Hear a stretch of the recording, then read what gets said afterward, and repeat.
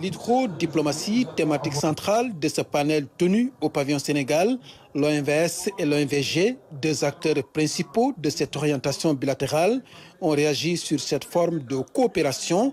La concertation permanente des pays qui partagent un cours d'eau est nécessaire dans la gestion durable de la ressource. Le défi majeur aujourd'hui, c'est de faire des réalisations, des ouvrages, effectivement, pour le compte des populations membres.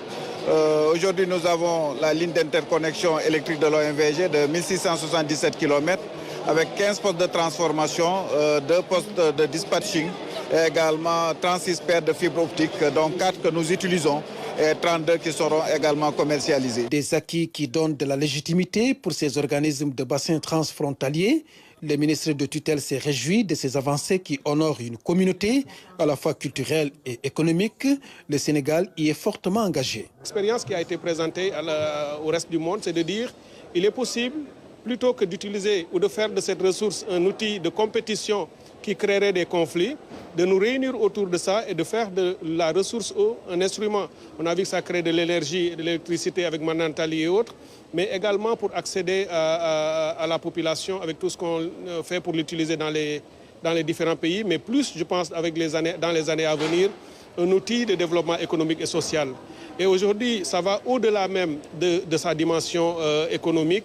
C'est aussi toute la diplomatie, la paix et la sécurité que ça permet d'atteindre. Le Sénégal est donc sur tous les fronts. Dans ce forum de Bali, il est cité un exemple.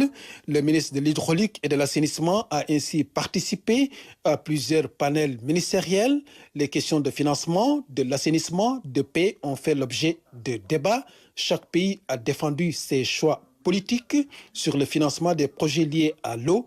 Le Sénégal opte pour un mécanisme léger de mobilisation financière. Le financement de cet accès pose problème à de nombreux pays. Et je leur ai dit, il faut qu'on puisse envisager qu'à l'international, lorsque des fonds doivent être destinés à financer l'eau et l'assainissement, soit passe par des mécanismes concessionnels et à long terme, pour que cela ne soit pas lourd pour les États, pour que chacun puisse accéder à... Et ça montrerait effectivement que au-delà des discours, on est vraiment dans le temps d'une action résolue. Du côté diplomatique, le ministre Cheikh Tidiane Dièye a reçu son homologue du Maroc. Les deux pays souhaitent renforcer leur partenariat dans le secteur. Beaucoup de sujets ont été abordés, le sujet du dessalement de l'eau, le sujet de la réutilisation des eaux usées et un sujet particulier qui est le transfert de l'eau. Comme vous le savez, le projet royal de transfert de l'eau a été réalisé en un délai de record de 10 mois. Nos amis sénégalais veulent réaliser un projet très important qui va toucher des villes importantes, des villes qui ont un caractère spirituel au Sénégal. Et le Maroc, évidemment, est prêt à partager cette expérience et à les accompagner dans la réalisation de ce projet qui aura un impact très important sur les populations.